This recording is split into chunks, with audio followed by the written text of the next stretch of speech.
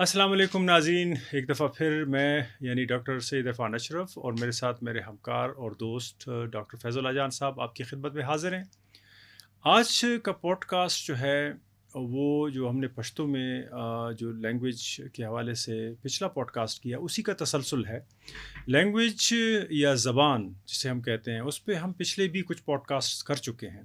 یہ pod cost تھوڑا سا اسپیشل اس حوالے سے بھی ہے کہ آج ہم ڈاکٹر فیض اللہ جان صاحب اور ان کے ایک اسٹوڈنٹ ہیں نبیل، ان کے موجودہ جو ریسرچ جاری ہے اس پہ ہم بات کرنا چاہیں گے، فاٹا یا ضم فاٹا جس کو کہتے ہیں یا ایکس فاٹا جس کو کہتے ہیں اس کے حوالے سے۔ تو لینگویج یا زبان پہ تو بات ہوگی، لیکن ہم دیکھیں گے آج کہ زبان جو ہے وہ نیکرو جیوگرافی کیسے کریٹ کرتی ہے۔ یعنی ایک تو زبان بڑے جو ہے نا مفہوم کی ادائیگی کے لیے استعمال ہوتی ہے، لیکن زبان جو ہے دشمنی کی بنیاد جو ہے نا یا فاؤنڈیشن رکھنے کے لیے بھی استعمال ہوتی ہے، اور نہ صرف لوگوں کے درمیان ایک نیگیٹو سفیر کریٹ کرنے کے لیے استعمال ہوتی ہے، بلکہ پورے جو ہے نا ریجنز، جیوگرافیز اور علاقوں کو وہ جو ہے نا اس جو ہے نا زبان نیگیٹو جیوگرافی یا نیکرو جیوگرافی جسے کہتے ہیں، خون آلود، خون آشام جو علاقے ہیں ان سے زبان ہی کے ذریعے ان کو ڈکلیئر کیا جاتا ہے۔ تو اس سے پہلے میں آؤں گا فیصل صاحب آپ کی طرف کہ لینگویج جو ہے وہ ایک تو بڑے پازیٹیو انداز میں، جیسے زبان ہمیشہ شاعری کے لیے یا غزل کے لیے استعمال ہوتی ہے، لیکن زبان کے تو بہت وسیع پیرامیٹرز ہیں جس کو ہم جو ہے نا ڈسکرسو فیلڈ کہتے ہیں۔ تو تھوڑا سا ہمیں ڈسکرسو فیلڈ کا بتائیں اور پھر دیکھتے ہیں کہ زبان نیگیٹو یا اینیمی کیسے کریٹ کرتی ہے اور پورے علاقوں کو کیسے جو ہے نا اینیمیٹی کی طرف لے کے جاتی ہے۔ عرفان شکریہ۔ دیکھیں، ایک تو لینگویج کے بارے میں عموماً لوگوں کی یہ غلط فہمی ہوتی ہے کہ جیسے زبان اس کی مثال آئینے یا شیشے جیسی ہے کہ آپ کسی بھی چیز کے سامنے مرر جو ہے وہ رکھ دیں اور جو جس انداز میں ہے وہ ایگزیکٹ اس کی ریفلیکشن آپ دیکھیں گے، لیکن زبان کبھی بھی ایسی نہیں رہی ہے۔ زبان یہ بڑی آئیڈیولوجیکل کنسٹرکشن ہوتی ہے، اور اس کنسٹرکشن کے اندر مختلف طبقات، مختلف ہم کہہ سکتے ہیں کہ گروہ، اور مختلف انڈیویجولز کو مخصوص قسم کے پوزیشنز الاٹ کیے جاتے ہیں، اور ان پوزیشنز کو ہم سٹیٹس کے حساب سے بھی دیکھتے ہیں۔ دیکھیں، مثال کے طور پر کہتے ہیں جانوروں اور انسانوں میں بنیادی ایک فرق یہ ہے کہ انسانوں کے پاس لینگویج ایک ایسی انداز میں موجود ہے کہ جس کا وہ اسٹریٹجک یوز کر سکتے ہیں۔ یعنی جانور ٹیکنیکلی اسپیکنگ ان کے پاس بھی زبان ہوتی ہے، لیکن انسان جو ہے اس اپنی زبان کو مینیپولیشن کے ٹول کے طور پر استعمال کرتے ہیں۔ دوسرا فرق کہتے ہیں انسانوں اور جانوروں میں یہ ہے کہ انسان جو ہے وہ آرگنائزڈ وائلنس کر سکتے ہیں اور کرتے بھی ہیں، لیکن اس آرگنائزڈ وائلنس کے لیے راستہ ہموار کیا جاتا ہے زبان کے ذریعے۔ تو یہاں پر پھر ہم کہتے ہیں ہم کیا کہ لنگوسٹ جو ہے وہ کہتے ہیں کہ زبان جو ہے وہ کبھی نیوٹرل نہیں ہوتی، زبان ہمیشہ بڑی آئیڈیولوجیکل ہوتی ہے، اور ہم کبھی بھی یہ نہیں کہہ سکتے کہ جی ہم نے کسی علاقے کے بارے میں، کسی لوگوں کے بارے میں کوئی ڈسکرپشن جب ہم نے دے دی تو ہم کبھی بھی یہ نہیں کہہ سکتے کہ ہماری یہ ڈسکرپشن جو ہے وہ آبجیکٹیو ہے۔ اور کیونکہ ہم اگر کہیں گے کہ یہ ڈسکرپشن آبجیکٹیو ہے تو پھر اس کا مطلب یہ ہے کہ کوئی اور قسم کی ڈسکرپشن اس کی ہو نہیں سکتی، حالانکہ ایسا نہیں ہے۔ ہم کسی بھی ایونٹ کو، کسی بھی واقعے کو ہم مختلف انداز میں لینگویج کے ذریعے ریپرزینٹ کر سکتے ہیں، اور ہر انداز جو ہے اس کے اپنے ہی کنسیکوینسز، اپنے ہی سیٹ آف ایکشنز ہوتے ہیں۔ میں ایک مثال دے دوں گا جو ہم نے پشتو پوڈ کاسٹ میں بھی دے دیا کہ اگر سے فار ایگزامپل فلڈز آ جاتی ہیں، سیلاب، ہم نے پاکستان میں ریسنٹ ہسٹری میں 2010 میں بہت بڑے لیول پر سیلاب ہم نے دیکھے تھے۔ تو اس سیلاب کو لینگویج کے ذریعے جب ہم ڈسکرائب کرنے کی کوشش کرتے ہیں تو اس ڈسکرپشن کے اندر ہم رسپانسبلٹی بھی اسائن کرتے ہیں اور پلس ہم ریمیڈیل سٹیپس یعنی اس کے ساتھ ڈیل کس طرح کیا جا سکتا ہے ہم وہ بھی اسائن کرتے ہیں. اور یہ ٹوٹلی ڈیپینڈنٹ ہو رہا ہے ڈسکرپشن پر. یعنی اگر آپ کہیں کہ جی یہ سیلاب جو ہے یہ خدا کا عذاب ہے تو آپ نے جب اس کو ڈسکرائب اس طرح کر لیا کہ یہ خدا کا عذاب ہے تو پھر اس کا مطلب ہے کہ جن لوگوں کے گھر اس میں اجڑ گئے, جن لوگوں کی فصلیں تباہ ہو گئی, جن لوگوں کے املاک جو ہے وہ تباہ ہو گیا, تو وہ سب لوگ خدا کے عذاب کے نرغے میں تھے. اور دوسری بات یہ ہے کہ اگر ہم کہیں یہ خدا کا عذاب ہے تو پھر اس کا مطلب ہے کہ جو لوگ اس سے سفر ہوئے تو ان لوگوں میں کوئی ایسی خامی تھی ان کے عمل میں کہ جس کی وجہ سے خدا کا یہ عذاب اس پر نازل ہوا. دوسری جو سب سے امپورٹنٹ بات یہ ہے کہ جب آپ کہیں گے کہ یہ خدا کا عذاب ہے تو پھر اس کا مطلب ہے کہ نہ کوئی حکومت اس کے لیے ذمہ دار ہے, نہ کوئی خاص قسم کا طبقہ اس کے لیے ذمہ دار ہے. تو دیکھیں یہ ایک ڈسکرپشن اس کی ہو گئی. اس میں ہم دیکھتے ہیں کنسیکوینسز یہ ہوتی ہے اثرات. تو پھر کیا ہوگا اگر ہم کہیں کہ یہ خدا کا عذاب ہے تو پھر اس کا مطلب ہے کہ لوگوں نے فوکس کرنا ہوگا اپنے مذہبی عبادات پر تاکہ خدا ان سے راضی ہو جائے. یہ کہے بغیر جب آپ کہتے ہیں کہ خدا کا عذاب ہے تو آپ نے لوگوں کو یہ بتا بھی دیا کہ ابھی آپ جو ہے عبادات پر فوکس کرتے تاکہ خدا جو ہے وہ راضی ہو جائے اور یہ عذاب جو ہے یہ ٹھل جائے. دوسرا اسی سیلاب کو ہم اس طرح بھی ڈسکرائب کر سکتے ہیں کہ جی یہ کلائمیٹ چینج کا نتیجہ ہے, یہ ڈیفارسٹریشن کا نتیجہ ہے. تو دیکھیں جب ہم اس کو ڈیفارسٹریشن یا کلائمیٹ چینج کا نتیجہ کہیں گے اور ٹھیک ہے یعنی عقیدے کے لحاظ سے ہم کہیں گے کہ یہ بھی خدا کا عذاب ہے یعنی ڈیفارسٹریشن اور یہ کلائمیٹ چینج. لیکن اگر آپ کہیں کہ یہ ڈیفارسٹریشن اور کلائمیٹ چینج کی وجہ سے ہوا ہے تو ایک تو دیکھیں آپ نے رسپانسبلٹی فکس کر دی. رسپانسبلٹی اپنے فکس یہ کر دی کہ کلائمیٹ کا کیئر کس نے کرنا ہے, ریاست. اور کلائمیٹ کس چیز کی وجہ سے کن لوگوں کی وجہ سے افیکٹ ہوا ہے, کارپوریشنز, ٹھیک ہے نا, انڈسٹری, جس میں اور اس کا جو ہے خمیازہ کون بھگت رہے ہیں, عام لوگ. تو آپ نے وکٹم بھی آئیڈینٹیفائی کر لیا اور آپ نے ایگریسر بھی آپ نے آئیڈینٹیفائی. اور اگر جب آپ کہتے ہیں کہ جی یہ ڈیفارسٹریشن کا نتیجہ ہے تو پھر اس کا مطلب ہے کہ ڈیفارسٹریشن میں کون لوگ انوالو ہیں, ٹمبر مافیا. اور ان دونوں میں سب سے بڑی رسپانسبلٹی جو آتی ہے وہ ریاست اور ریاست کے اداروں پر. تو پھر اس کا مطلب کیونکہ کلائمیٹ کے لیے تو ریاست کے لیول پر پالیسیز بنے گی, ان پالیسیز کو امپلیمنٹ کیا جائے گا. ڈیفارسٹریشن کو روکنے کے لیے اگین حکومت کی طرف سے قانون سازی ہوگی, اس قانون کو پھر امپلیمنٹ کیا جائے گا. تو بجائے اس کے کہ جن لوگوں کو سیلاب کی وجہ سے نقصان ہوا آپ صحیح لوگوں کو, اور پھر اس میں دیکھیں جو ریمیڈیل سٹیپس کی بات, تو ریمیڈیل سٹیپ پھر اس میں یہ آئے گی کہ جی آپ نے پرو کلائمیٹ پالیسیز بنانی ہوگی, آپ نے ڈیفارسٹریشن کو روکنا ہوگا, ریفارسٹریشن کی طرف جانا ہوگا. یہ لمبی مثال میں نے آپ کو اس لیے دے دی کہ میں یہ اسٹیبلش کرنا چاہتا ہوں کہ کوئی بھی ڈسکرپشن وہ آئیڈیالوجی کے بغیر نہیں ہے. اور اس لیے میں کہتا ہوں کہ لینگویج جو ہے یہ آئیڈیالوجی کا کنویئر بیلٹ ہوتا ہے. میں آ رہا ہوں اس طرف. ابھی تک آپ نے جو میں نے انڈرسٹینڈ کرنے کی کوشش کی 2-3 باتیں کی ہیں.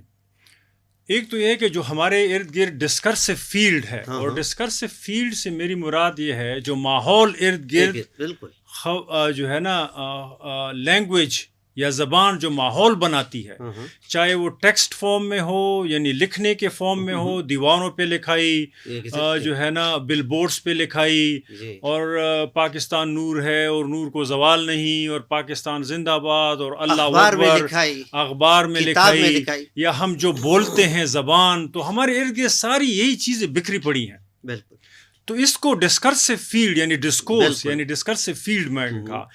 اسی سے سوشل میٹرکس ایک اور لفظ ہے, یعنی ہمارے ارد گرد کا جو مزاج معاشرے کا بنتا ہے, یہ یہ جو ڈسکرسو فیلڈ ہے اس میں دو باتیں آپ نے بڑی امپورٹنٹ کی. ایک ہے لینگویج مینیپولیشن، آپ نے کہا کہ زبان کو مینیپولیٹ کیسے کیا جاتا ہے.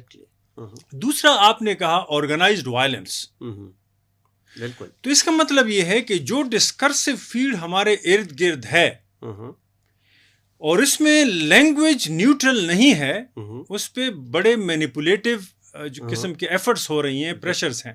دوسری طرف آرگنائز وائلنس کی طرف بھی وہ چلی جاتی ہے، تشدد کی طرف، وہ بھی لینگویج ہی سے شروع ہوتی ہے.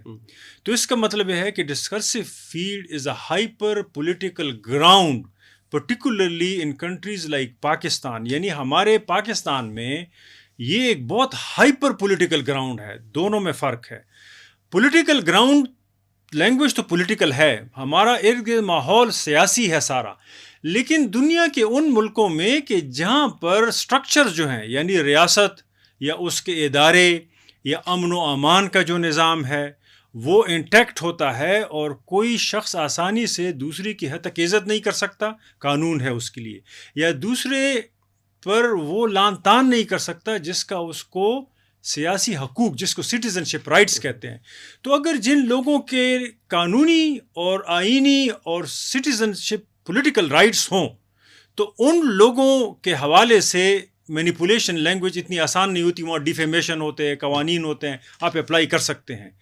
لیکن پاکستان جیسے ملک میں کہ جس میں مثال پشتون ہیں یا بلوچ ہیں، ان کے پولیٹیکل یا جوریڈیکل رائٹس یا تو ہیں نہیں جب ایک مخصوص ادارے کے پرسپیکٹو سے آتے ہیں، یا بڑے کمزور ہیں، وہ پروٹیکٹ نہیں کرتے. تو اس طرح پھر آرگنائزڈ وائلنس آ جاتا ہے، ریاست کا جبر. اور تو اس کا مطلب ہے کہ ہم ایسے ماحول میں جب لینگویج کو اسٹڈی کریں تو اس میں انسان کو سوشل اینیمل کیوں کہیں، اس میں لینگویج کو ہم کیوں نیوٹرل لیں.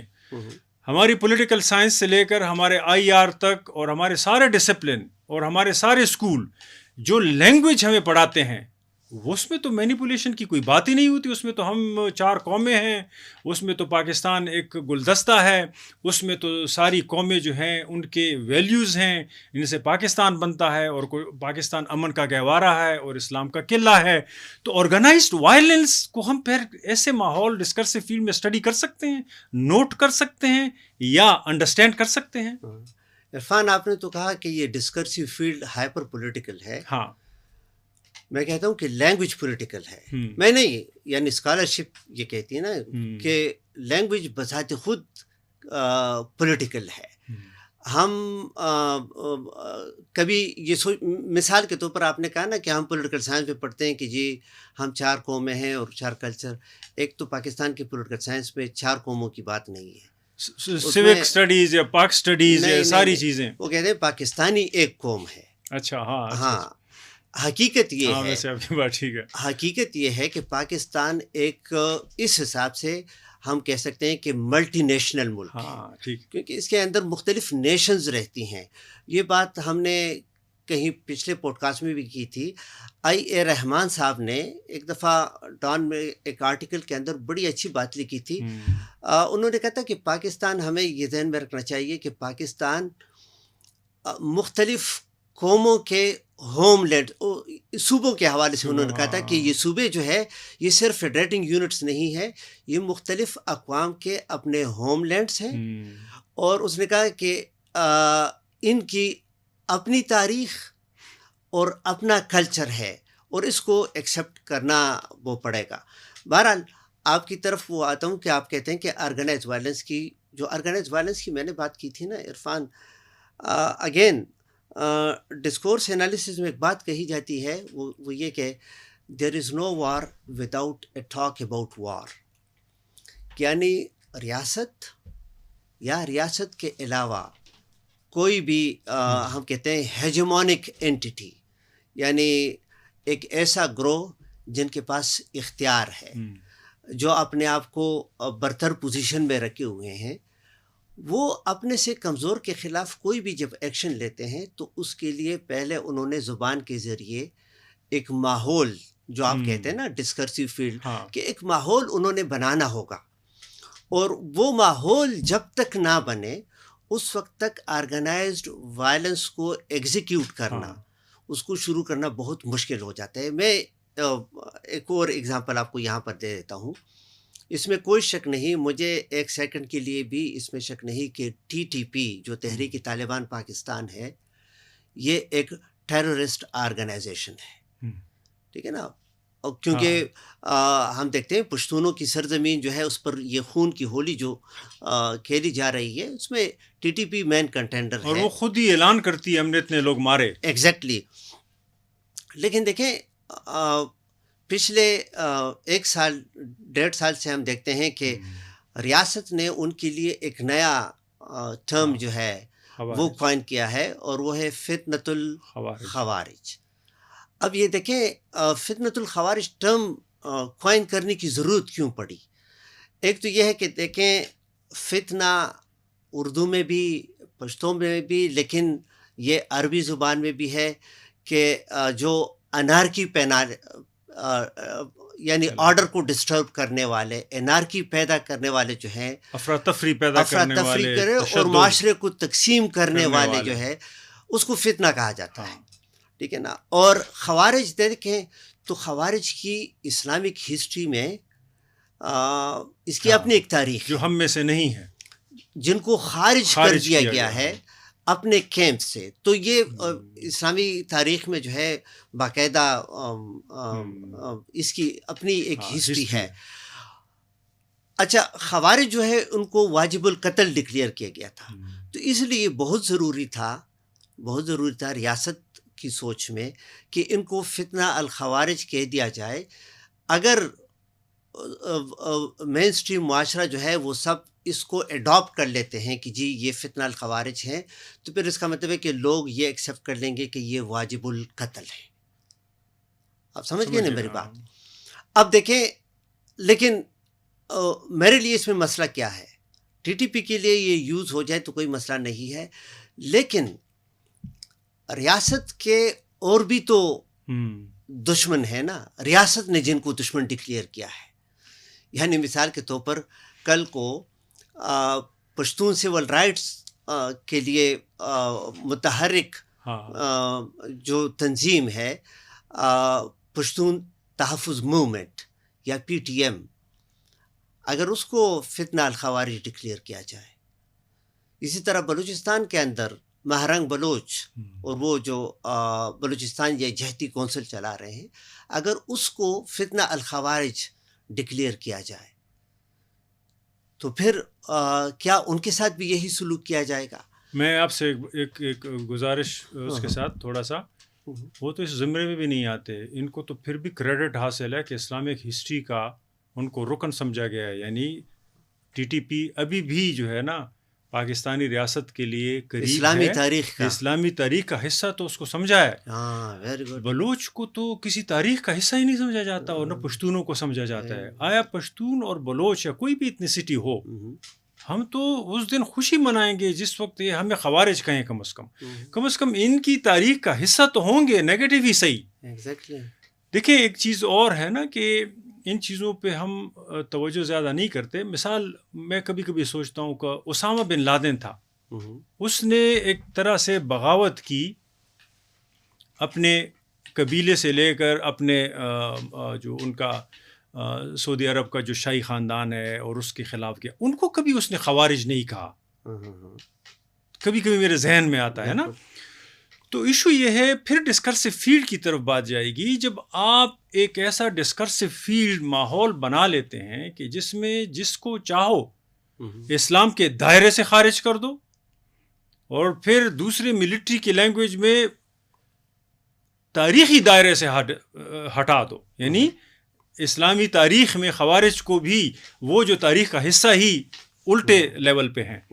تو میرے خیال میں یہ جب ریاستوں کے پاس یہ اختیار چلا جاتا ہے، وقتاً فوقتاً استعمال کرتے ہیں، تو اگر آپ کے خیال میں ریاست PTM یا کوئی بھی جو پروگریسو اتنی گروپ ہے جو اپنے حقوق کی دفاع کر رہا ہے یا وہ حقوق مانگ رہا ہے، اگر اس کو خوارج کے زمرے میں شامل نہیں کیا تو وہ اس کا مطلب یہ تو قطعاً نہیں ہے کہ آپ کو ڈر ہے کہ اس کو شامل نہ کریں, وہ تو کیڑے مکوڑوں کے لیول پہ اس کو لے کے آ رہے ہیں. تو میں لینگویج کے پرسپیکٹو سے کہوں گا کہ ریاست نے بار بار, ابھی میٹنگ بھی جو اسلام آباد میں ہوئی تھی اس میں ان کو بھی, پی ٹی ایم کو بھی کہا تھا کہ T T P, P T M اور یہ سارے جو ہیں ہمارے لیے ایک لوگ ہیں, صرف یہ ہے کہ وہ اس کھاتے میں نہیں ہے کہ ان کو خوارج کہا جائے. عرفان, اس کو دیکھیں پوسٹ اسٹرکچرزم کے پرسپیکٹو سے بھی ہم پرابلمٹائز کر سکتے ہیں. دیکھیں دو بڑے نام ہیں ڈسکورس اور پوسٹ اسٹرکچرزم میں جن کو نیو مارکسسٹ بھی کہا جاتا ہے, ارنیسٹو لکلاؤ اور چینٹل موو, جو کہ دونوں ایک ہی اسکول آف تھاٹ کے اسکالرز بھی اور ہسبینڈ وائف بھی تھے. تو ارنیسٹو لکلاؤ تو فوت ہو گئے, چینٹل موو ابھی زندہ ہے. ارنیسٹو لکلاؤ ارجنٹینیا کے تھے اور چینٹل موو جو ہے یہ بیلجیم کے رہنے والی. لیکن بہر پوسٹ اسٹرکچرزم میں ان دونوں کا ایک بہت بڑا نام ہے. ان کے لینس سے اگر آپ دیکھیں تو پوسٹ اسٹرکچرز کہتے ہیں کہ اگر آپ نے ایک آئیڈیالوجی کو انڈرمائن کرنا ہے, ٹھیک, تو آپ نے اس آئیڈیالوجی کے ڈسکرسیو فیلڈ سے نکل کے اپنا ایک ڈسکرسیو فیلڈ جو ہے وہ انٹروڈیوس کرنا ہوگا. ٹھیک ہے نا, یعنی اس نظریے سے نکل کر, ایگزیکٹلی, یا اس نظریے کے انفلوئنس سے نکل کر, ایگزیکٹلی میں وہ یہ خوارج کی طرف وہ آ رہا تھا نا, جس کو یہاں پر پاکستانی پالیٹکس کی بنیاد پہ کہتے ہیں نا کہ ان کے پچ پر نہیں کھیلنا آپ نے, کرکٹ سے اصطلاح لے.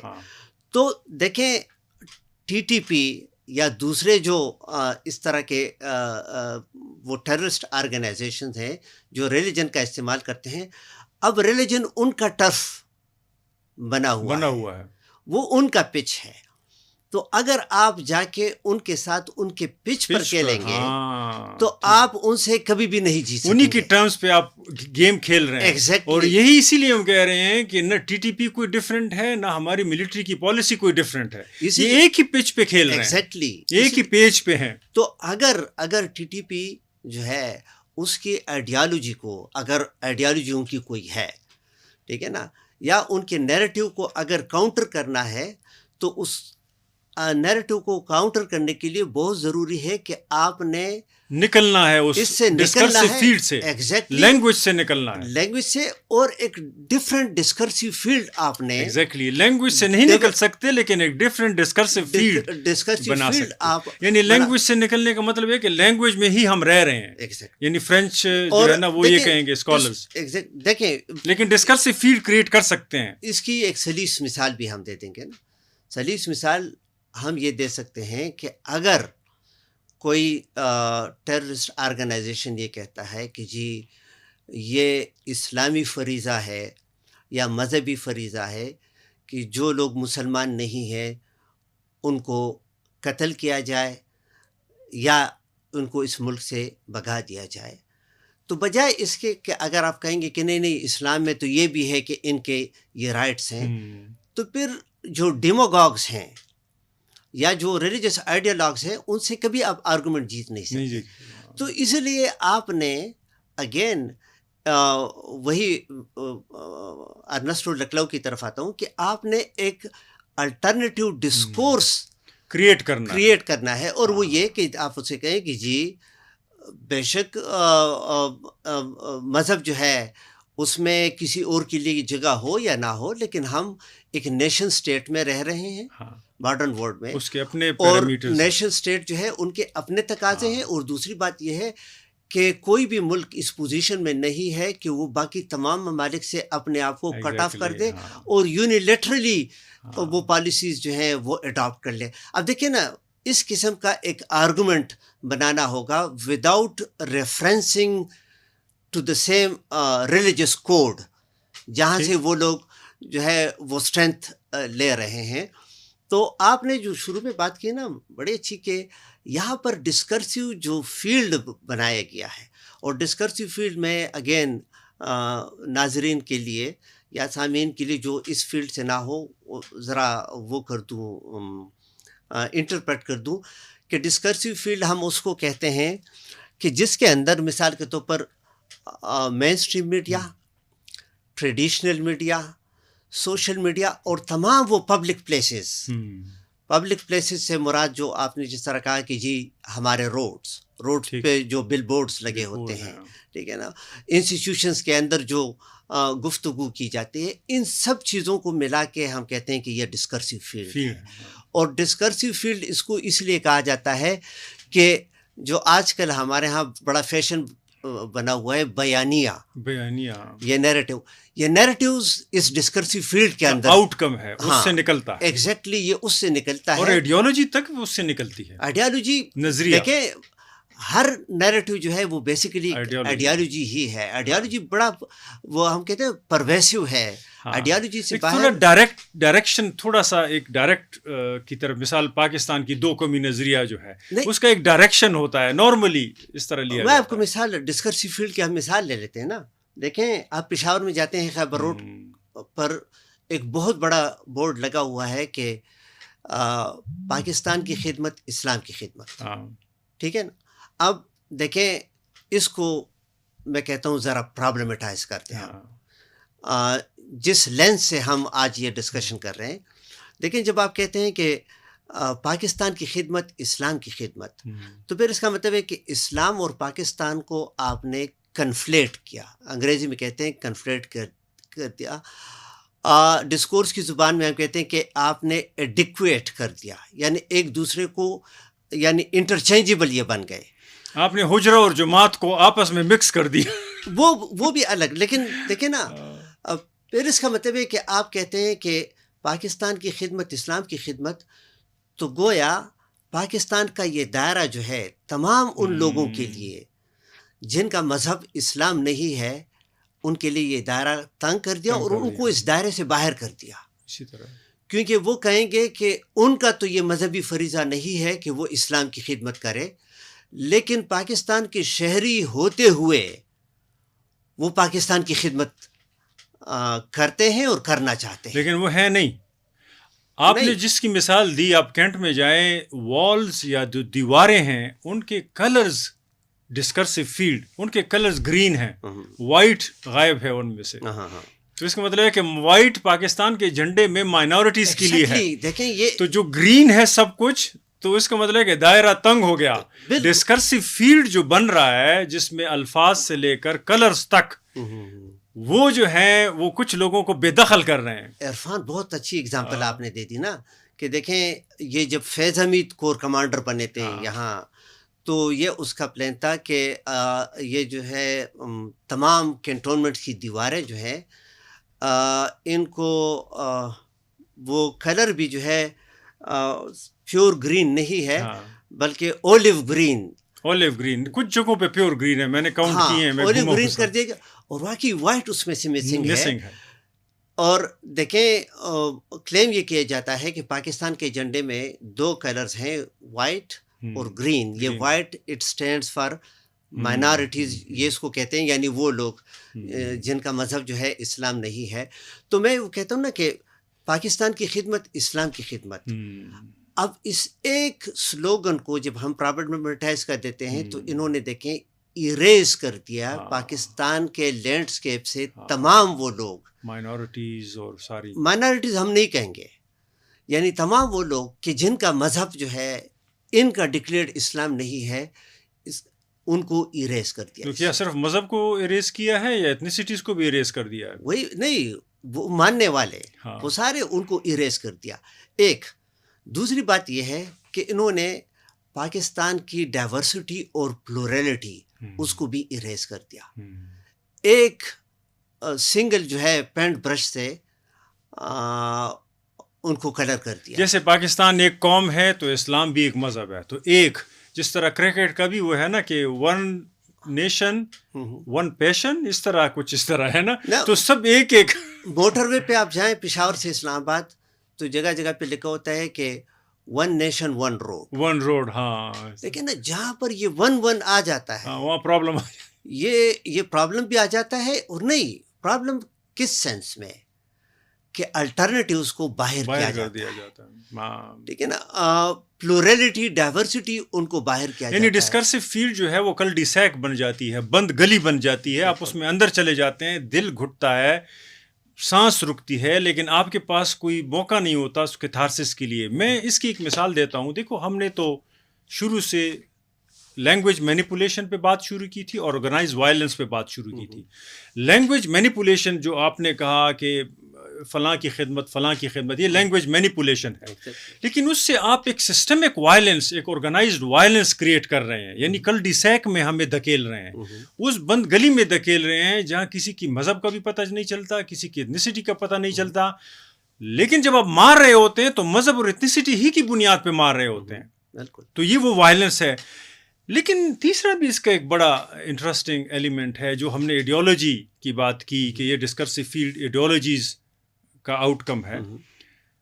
میں اس کے انفرادی اسپیکٹ کی طرف جاتا ہوں, اور جب میں ایڈیالوجی کی بات کرتا ہوں میں نے آپ کو بتایا کہ اگر ہم پچھلے ادوار کے علوم پہ نظر دوڑائیں تو ایڈیالوجی کے دو بڑے معنوں میں ایکسپلین کیا. ایک مارکسسٹ اپروچ ہے, مارکسی جو نظریہ ہے کہ ایڈیالوجی جو ہے یا نظریہ جو ہے وہ فالس کانشیسنس ہے.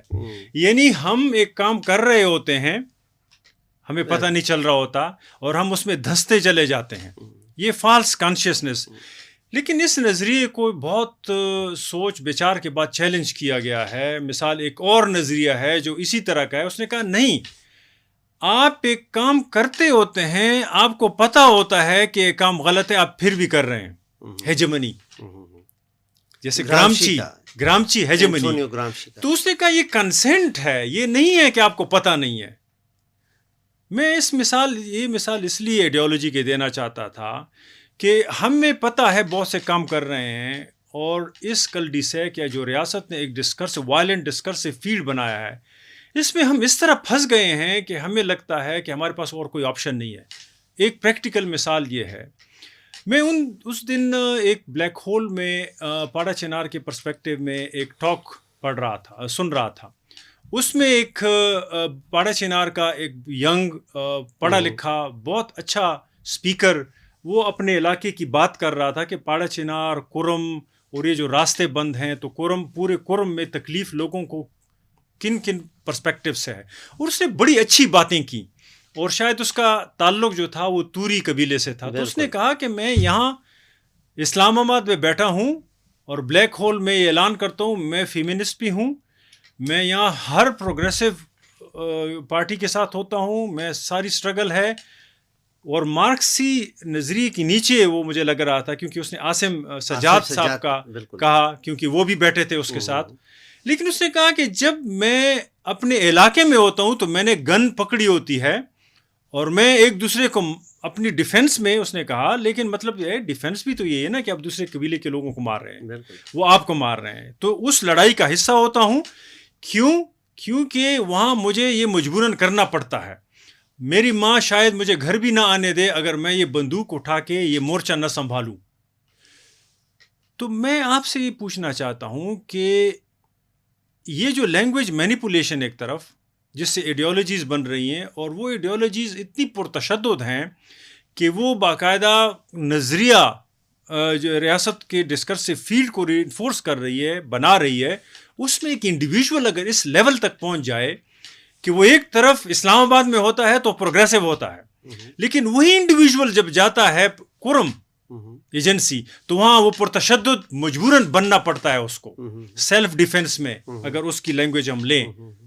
یہ کیا تماشا اور تقاضا اور کیا کنٹرڈکشن ہے؟ ہاں عرفان دیکھیں, آئیڈیالوجی کی ایک مثال اگر ہم لینا چاہیں نا تو بنیادی کام آئیڈیالوجی کا ایک یہ ہے جو شروع میں آپ نے کہا, ابھی یہ اگزامپل جب آپ دے رہے تھے نا کہ جیسے کوئی متبادل نہیں ہے.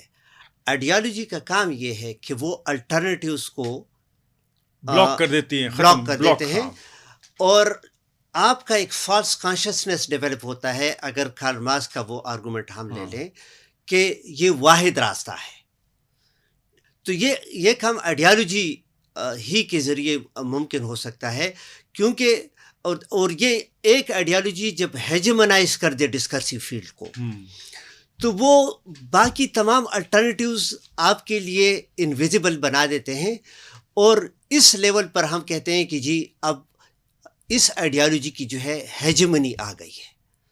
میں پھر دوبارہ نہیں آپ ایکسپلین کر لیں، میرے ذہن میں ایک اور سوال ہے.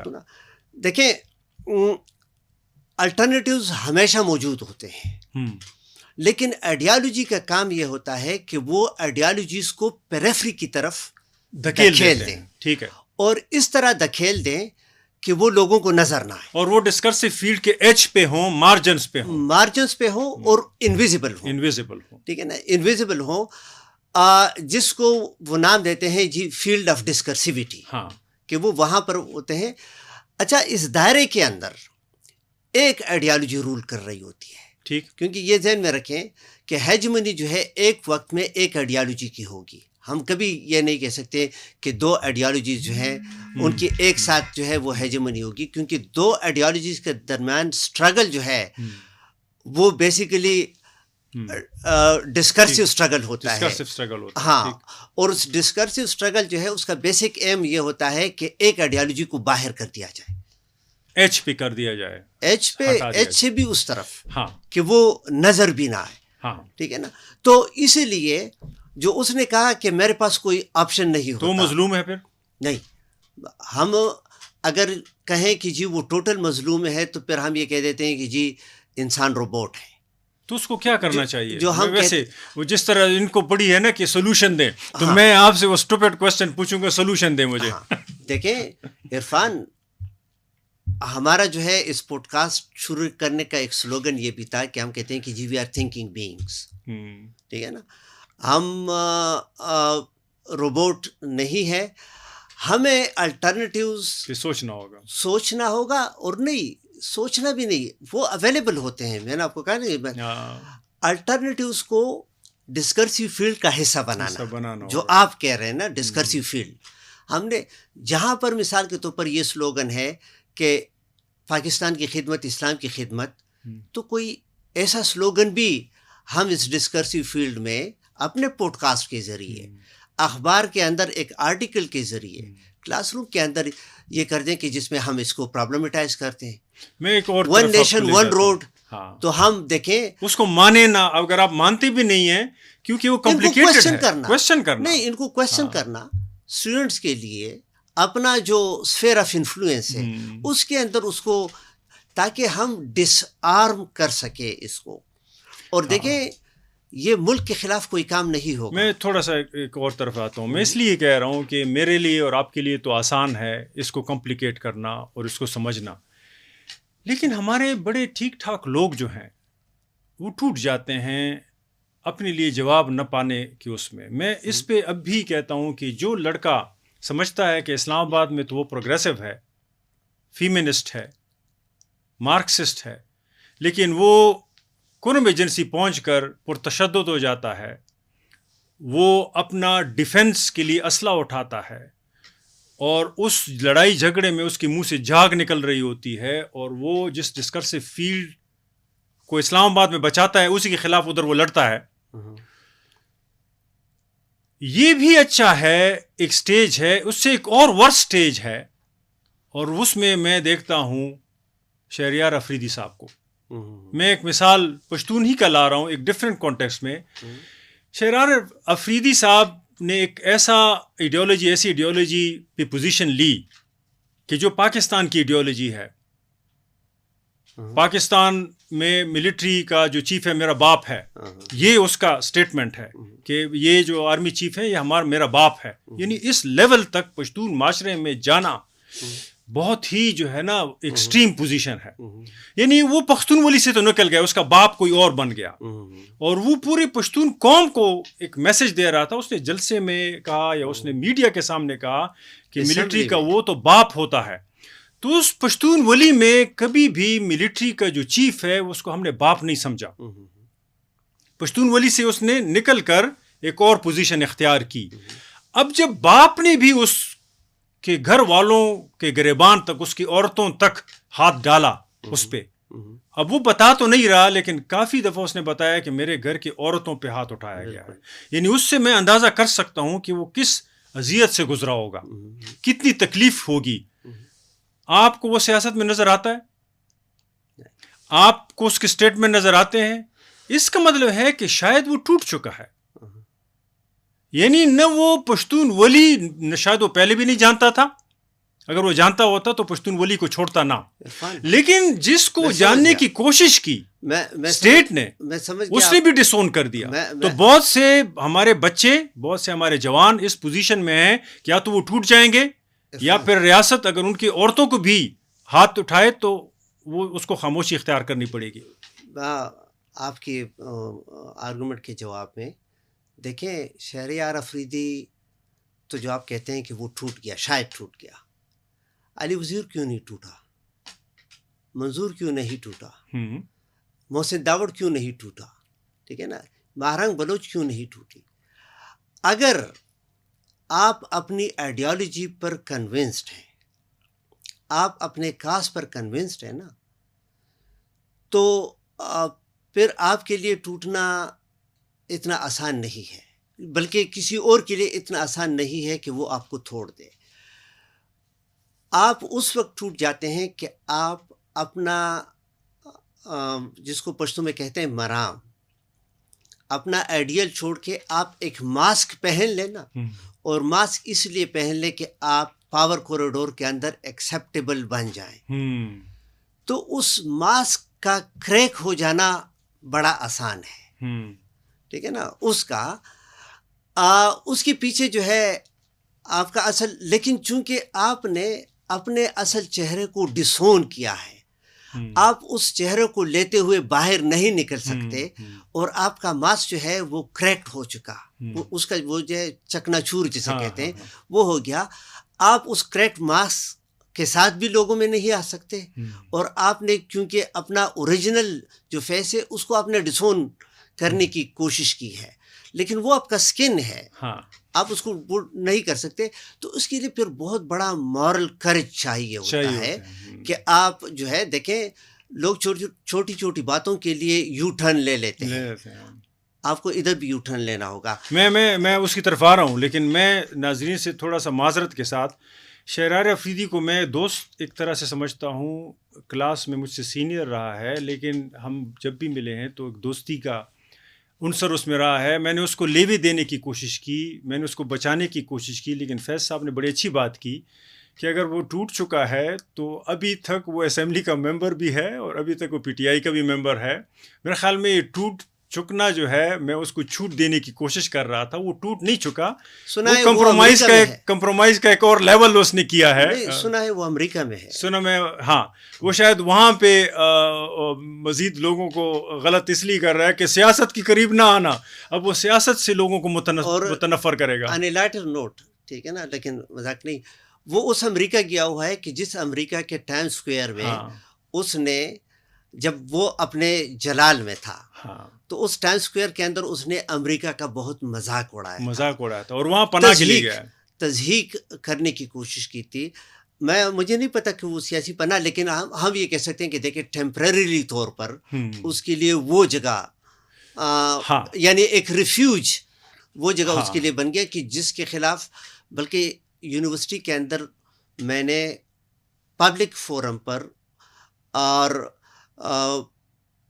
امریکن کونسلیٹ کا سٹاف جو ہے وہ لوگ بیٹھے تھے، اور باقی اسٹوڈنٹس بھی، اور یہ اپنی تقریر میں کہہ رہا تھا کہ یہ سور کھانے والے، یہ ادھر ہی گیا ہے اور ادھر گئے. میں ایک چیز صرف دوستوں کو یہ کہنا چاہتا ہوں، اسی طرف آ رہا ہوں، لیکن میں دوستوں کو یہ بتانا چاہ رہا ہوں کہ یہ ہم نے نام تو ایک سیاستدان کا لیا ہے، لیکن وہ مثال کے طور پہ لیا ہے، ایک سیاستدان کی بات نہیں ہے. پورا کلٹ جو ہے، اور اس خیبر پختونخوا میں ایک بہت بڑی پارٹی ہے جو عوام کے سینٹیمنٹس کو ریپرزینٹ کرنے کا دعویٰ رکھتی ہے، اور اس نے 14-15 سال ابھی وہ شاید پورے کر لیں گے یہاں پر اقتدار کے. تو ہم چھوٹے اسفیئر کی ایک پرسنالٹی کی بات نہیں کر رہے، اوور آل سائیکالوجی یہی ہے کہ نہ وہ پختون رہے، لیکن پختون کو برانڈ کے طور پہ استعمال کر رہے ہیں، اور اسلام آباد سے نیچے جو پالیٹکس ہے وہاں پر پشتون کو ایک پرتشدد ایڈیالوجی کے طور پہ استعمال کر رہے ہیں، لیکن وہ نہ پشتون ولی کو ریپرزینٹ کر رہے ہیں اور نہ اس کے تقاضوں کو، بلکہ ریاست کے ساتھ مختلف لیولز پر اور مختلف ڈسکرسو فیلڈز پر آ کر وہ کھیل رہے ہوتے ہیں. تو ہم اس کی طرف اشارہ کر رہے تھے، اور یہ ایک لیڈر کی بات نہیں تھی، سارے ہی اسی طرح ہے جب وہ کہتے ہیں کہ ہم ٹوٹ چکے ہیں تو وہ ٹوٹ چکنے بھی اسی کو ریپرزینٹ کر رہے ہوتے ہیں جس کو وہ باپ سمجھ رہے ہوتے ہیں. میں آؤں گا آپ کی ریسرچ کی طرف. آپ ہمیں بتائیں کہ آپ کا جو ریسرچ ہے وہ ڈسکرسو فیلڈ جو بن رہا ہے فاٹا کے انضمام کے بعد، آپ نے اسٹڈی کیا ہے نوائے وقت کو، جنگ کو، ڈان کو اور نیوز کو. تھوڑا سا ہمیں بتائیں کہ کیا ڈسکرسو فیلڈ یعنی فاٹا کا جو نیا امیج بن رہا ہے یا فاٹا میں پچھلے اور اب کے ڈفرینس کیا کریٹ ہو رہا ہے آپ کی ریسرچ کے پرسپیکٹو. عرفان، انفارچونیٹلی ابھی 2025 میں بھی پاکستانی اخبارات آپ اٹھا لیں تو آپ کو وہی کولونیل ٹروپس نظر آئیں گے جو انگریزوں کے دور میں تھے. یعنی جن اخبارات کا آپ نے ذکر کیا اور جن کو ہم نے اینالائز کیا، ان کے کانٹینٹس کو جب ہم اینالائز کر رہے تھے تو دیکھیں اس میں فاٹا اور فاٹا کے لوگوں کے لیے جس قسم کے الفاظ یا سینٹنس کنسٹرکشن کی گئی ہے، تو مجھے تو ایڈورڈ سعید کی اورینٹلزم کتاب یاد آ گئی کہ جس میں وہ کہتا ہے کہ جی ویسٹ جو ہے وہ اورینٹ کے بارے میں ایک خاص قسم کا ڈسکورس کریٹ کر دیتے تھے، ایک خاص قسم کا امیج وہ اورینٹ کا وہ کرتے تھے. وہ خاص امیج کیا تھا؟ وہ یہ تھا کہ جی اورینٹ جو ہے یعنی تمام وہ لوگ جو افریقہ اور ایشیا میں رہتے ہیں، ہمارے اس میں براؤن جو ہمارے طرح کے لوگ ہیں جی، کہ وہ سیویجز ہیں، وہ سیولائزڈ نہیں ہے، وحشی ہیں. ایگزیکٹلی ویسی اس حساب سے وہ اپنے آپ کو ریپرزینٹ نہیں کر سکتے، ترجمانی نہیں کر سکتے. بالکل. ہاں، ان کے رہنے سہنے کے طریقے جو ہیں وہ پری ہسٹورک ہیں. یہ سب امیجز بنانے کے پیچھے اصل مدعا یہ تھا کہ جی یہ ہماری سویلائزیشنل اور ریلیجس ڈیوٹی ہے کہ ہم ان علاقوں میں جا کے ان لوگوں کو اپنی جہالت سے بچا لیں. ٹھیک ہے نا؟ جس طرح امریکہ نے 2001 میں افغانستان پر اٹیک کیا کہ ہم نے افغانستان کو آزاد کرنا ہے، نیشن بلڈنگ کرنی ہے. ہاں، نہیں، ان کو آزادی دینا، افغانستان کے خواتین کو ہم نے آزادی. تو آج بھی آپ ان اخبارات کو جب آپ دیکھ رہے تھے، اب دیکھیں نا، یہ ہمارے ٹرائبل ایریاز کے بارے میں جب خبر لکھتے ہیں، جب ایڈیٹوریل ہم نے ایڈیٹوریل اس میں دیکھے ہیں، تو بجائے اس کے کہ اس کو ایک لینڈ کے حساب سے، لینڈ سے میری مراد ہوم لینڈ کے حساب سے، اس کو کبھی اس کے ٹوپاگرافی کے کانٹیکس میں ڈسکرائب کرتے ہیں. ٹوپاگرافی سے مثال کے طور پر کہتے ہیں سنگلاخ چٹانوں کا علاقہ، رگڈ آئی لینڈ، رگڈ لینڈ یا رگڈ ماؤنٹینز. ہاں، لوگوں کے بارے میں جب لکھتے ہیں تو لوگوں کے بارے میں لکھتے ہیں کہ جی رواج کے پر یقین رکھنے والے، رواج کے پابند اور صلات کے پابند. ایگزیکٹلی زینوفوبک، کہ یعنی باہر سے آئے ہوئے لوگوں سے نفرت کرنے والے لوگ. تو ابھی بھی تو عجیب یہ لگا کہ جی یہ اب انٹرنل کولونائزیشن جو ہم مسلسل کہتے ہیں نا، یا سیٹلر کولونائزیشن تو اسرائیل کے حوالے سے کہا جاتا ہے، لیکن یہ انٹرنل کولونائزیشن اس لیے کہ آپ اپنے ہی علاقے کے لیے، اپنے ہی علاقے کے لوگوں کے لیے وہی لینگویج استعمال کرتے ہیں جو لینگویج انگریز اورینٹ کے لیے، ہم سب کے لیے اکٹھے یعنی کلیکٹیولی وہ یوز کرتے تھے. اور دوسرا یہ دیکھیں بلوچستان بھی اس میں شامل ہے، لیکن دیکھیں وزیرستان اور خیبر، ٹھیک ہے نا، ان کے حوالے سے ہم میڈیا سے جتنا جانتے ہیں، مثال کے طور پر اگر ہمیں خود وہاں پر جانے کا اتفاق نہیں ہوا، ان کے بارے میں کچھ اور لٹریچر اگر ہم نے نہیں پڑھا، تو آپ کے ذہن میں یہ بات آئے گی، میں اس انالیسس کی بنیاد پر کہوں گا کہ وزیرستان ایک ایسا علاقہ ہے کہ جہاں پر دو قسم کی چیزیں پائی جاتی ہیں. ایک جو ہے ایسے پہاڑ کہ جس پر عام انسانوں کے لیے زندگی گزارنا ممکن نہیں ہے، اور دوسرے ملیٹنٹس یا طالبان. ان دو کے علاوہ کوئی اور آئیڈینٹی ان اخبارات کے ایڈیٹوریلز میں آپ نہیں دیکھیں گے. تو دیکھیں نا، جب کسی علاقے کو آپ اس طریقے سے پورٹرے کریں گے تو آپ امیجن کر دیں عرفان، اگر مثال کے طور پر میں جب سوچتا ہوں نا، اور افسوس بھی اس بات پر ہوتا ہے کہ نقیب اللہ محسود کا واقعہ جب بھی میرے ذہن سے گزرتا ہے. دیکھیں نقیب اللہ محسود وہ ایک خوبصورت ماڈل اور اسپائرنگ ماڈل تھا، یا ماڈل ہمارے ینگ لوگوں کے لیے، میرے لیے تو نہیں ہوگا لیکن ینگ لوگوں کے لیے کتنا اس کو جو ہے نا، یعنی اس کی پکچرز آپ دیکھیں نا آج بھی خوبصورت پکچرز ہیں، خوبصورت بال اس کے، خوبصورت چہرہ. اچھا اب یہاں پر ڈائلیما دیکھیں.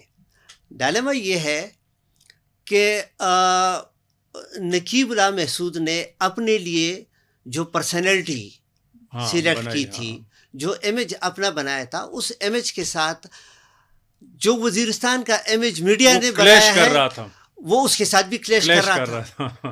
ٹھیک ہے نا، یہ نہیں وزیرستان کے اندر یہ کامن ہے لمبے بال رکھنا، ٹھیک ہے نا وہ. لیکن دیکھیں اس کا وزیرستان کے ساتھ رشتہ جو کہ اس کے نام سے ظاہر ہے، محسود، اس نے رو انوار جیسے وولف کے لیے، بھیڑی کے لیے یہ بہت آسان کر دیا کہ اس کو اٹھا کے غائب کر دیا، پھر اس کو سمرلی ایگزیکیوٹ کر دیا اور کہہ دیا کہ جی ہم نے انکاؤنٹر میں طالبان ایکٹیوسٹ کو کر دیا. اب یہ رو انوار کے لیے ایک ایسے انڈیویجول جو ہے اس کا یہ قتل یہ اتنا آسان کیوں بن گیا؟ یہ اتنا آسان اس بنیاد پر بن گیا، ہم اس ریسرچ میں دیکھ رہے تھے کہ آپ وزیرستان اور وزیرستان کے لوگوں کا، یعنی پاکستانی میڈیا جس طریقے سے ان کا پورٹریل کرتی ہے، اس پورٹریل کے اندر ہی وائلنس کی جسٹیفیکیشن دیکھیں. جو شروع میں نے سیلاب کی بات آپ کو کہہ دی نا، کہ اب ان اخبارات کو جب ہم دیکھ رہے تھے تو جیسے وزیرستان تو وزیرستان ٹیررزم، کوئی محسود نام تو وہ ٹیررزم، کوئی وزیر نام تو وہ ٹیررسٹ کا نام، کوئی داوڑ نام تو وہ ٹیررسٹ کا نام. تو یہ لوگوں کے ہسٹوریکل نام، ٹھیک ہے نا، اور علاقوں کے ہسٹوریکل نام ان کو ایسوسیٹ کر دیا گیا ہے، ٹھیک ہے نا، ٹیررزم کے ساتھ، وائلنس ریاست دشمنی کے ساتھ، ریاست دشمنی کے ساتھ. تو پھر اس کا نتیجہ یہ ہوا، ایک جو میں ذاتی طور پر محسوس کرتا ہوں، شاید آپ بھی محسوس کرتے ہیں، کہ جب تک ہم وزیرستان کے حوالے سے یا ہم تیرا کے حوالے سے یا کوئی بھی ڈسٹرکٹ کے حوالے سے اگر ہم معلومات کے لیے ڈیپینڈنٹ ہیں میڈیا پر، تو پھر آپ کی امیجینیشن ان علاقوں کی ایسی بنے گی کہ یہ جیسے بہت دور علاقے ہیں، ٹھیک ہے نا. جیسے یہ یعنی کراچی ہمیں نزدیک لگے گا، لاہور ہمیں نزدیک لگے گا، لیکن وزیرستان، تیرا، یہ ہمارے بہت دور افتادہ علاقے، یہ جس کو کہتے ہیں نا. اب دیکھیں نا، فزیکل ڈسٹینس اتنا نہیں ہے، لیکن امیجنیٹیولی اور ایموشنلی ان علاقوں کو ہم سے بہت دور کر دیا گیا ہے. عرفان، ایک دن میری بیٹی نے آ کے مجھے کہا کہ، اور اس کے لیے بڑی وہ تھی ایکسائٹنگ نیوز، اس نے کہا کہ ہماری کلاس میں ایک لڑکی وزیرستان سے آئی ہے، تو اور کہتے ہیں کہ وہ ہمارے جیسے جو ہے وہ پشتو بولتی. تو میں نے اسے کہا کہ کیوں، اس میں حیرانگی والی کیا بات ہے کہ آپ، تو اس نے کہا کیوں وزیرستان الگ ملک نہیں ہے طالبان والا؟ تو پھر میں نے اسے کہا کہ نہیں بیٹا، وزیرستان الگ ملک نہیں ہے اور وزیرستان طالبان کا بھی نہیں ہے، وزیرستان ہمارا ہے. تو میں آپ کو اب دیکھیں نا، میری بیٹی جو ہے اس کے ذہن میں کراچی کے حوالے سے کبھی اس قسم کا سوال نہیں آئے گا، جو 1000 میل اس سے دور ہے. وزیرستان اس سے جو ہے نا، نہیں، لاہور کے حوالے سے ایسا نہیں. لیکن دیکھیں مسلسل جو ڈپکشن ہم ان علاقوں کی پاکستانی میڈیا کے اندر جو دیکھ رہے ہیں، تو ان علاقوں کا جو ہمارے اپنے علاقے ہیں، ہم سے ان کو دور. اچھا، کل میری یونیورسٹی کیمپس کے اندر ایک بات میں نے سنی، مجھے افسوس بھی ہوا اور ہنسی بھی، کہ میں ایک سٹور پہ چلا گیا اور اس سٹور والے سے میں نے کہا، رات کے وہ 9:15 بجے تھے، تو میں نے اسے کہا کہ آپ کی دکان ابھی تک کھلی ہے؟ تو اس نے کہا کہ ہاں یہاں پر یہ اسٹوڈنٹس آتے ہیں اور آپ کو پتہ ہے اسٹوڈنٹ لائف کی کوئی حلوہ بناتے ہیں وغیرہ وغیرہ. اس نے کہا کہ پہلے تو یونیورسٹی کا بڑا مزہ تھا، ابھی تو کہتے ہیں کہ سارے وزیرستانی ہیں، کہتے ہیں ہر دوسرا. اچھا اس نے یہ بات اس طرح کری اور پشتون ہوتے ہوئے. اب مجھے اتنا عجیب لگا نا.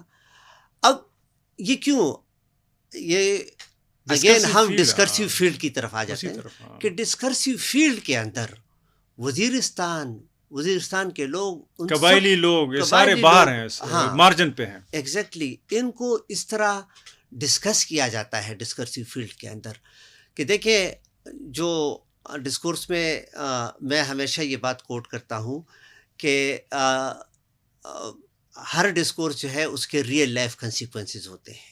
جب کسی علاقے کے بارے میں مسلسل یہ ڈسکورس ہو، اس علاقے کے لوگوں کے بارے میں یہ ڈسکورس ہو، تو جب امیجن کریں آپ اسلام آباد میں سڑک پہ جا رہے ہوں اور سامنے سے کوئی انڈیویجول آ جائے اور وہ اپنے آپ کو انٹروڈیوس کر دے کہ جی وہ وزیرستان سے ہے، ٹھیک ہے نا، تو آپ کے ذہن میں کس قسم کے خاکے جو ہے وہ بنیں گے کہ کیا یہ اس وقت آپ کے لیے محفوظ ہیں کہ آپ کا آمنا سامنا اس سے. اور دیکھیں ریاست کے لیے اگین وہ پہلی دفعہ وہ آ جاتے ہیں، ریاست کے لیے کتنا آسان ہو جاتا ہے کہ اگر یہ لوگ جینون پولیٹیکل ایکٹیویزم میں انوالو ہیں، ان کو راؤنڈ اپ کرنا. لاہور میں دیکھیں نا، لاہور کے اندر گورنمنٹ کالج لاہور میں پنجاب یونیورسٹی کے اندر وزیرستان کے اسٹوڈنٹس پڑھتے ہیں وہاں پر، اور کتنے آسانی سے ان کو، بلکہ علی وزیر کے ایک بھتیجے کو تو ابھی تک غائب کیا ہوا ہے. پچھلے دنوں اسلام آباد میں بھی ایسا ہوا نا. تو دیکھیں جو ڈسکرسیو فیلڈ کے اندر جو امیجری کی جاتی ہے، تو جو میں نے کہا آرگنائزڈ وائلنس، تو آرگنائزڈ وائلنس کے لیے تمام تیاری جو کی جاتی ہے وہ ڈسکرسیو فیلڈ کے اندر مخصوص قسم اسٹریٹجک مینیپولیٹیو لینگویج جو ہے ان کے ذریعے، تو پھر آرگنائزڈ وائلنس آسان ہو جاتا ہے. تھینک یو ویری مچ فیض صاحب، آپ نے بڑی اچھی بات کی. ناظرین، آج کا پوڈ کاسٹ ہم اینڈ کیے دیتے ہیں، لیکن ایک دو باتیں دوبارہ اس کو میں ریپیٹ کروں گا. ایک تو یہ ہے کہ جب ہم کہتے ہیں کہ یہ فاٹا ہے، یہ قبائلی علاقے ہیں، یہ ایف آر ہے، یہ سیٹلڈ ایریاز ہیں، تو یہ ریاستوں نے ایسے بوریاں بنائی ہیں کہ جس میں لوگوں کو ڈال کر جس طرف وہ ہانکنا چاہتے ہیں وہ ہانک دیتے ہیں، جہاں اٹھا کے رکھنا چاہتے ہیں جس طرح بوری کو ہم رکھتے ہیں وہاں ہم رکھ لیتے ہیں، اور اپنے مقصد کے لیے استعمال کر رہے ہوتے ہیں.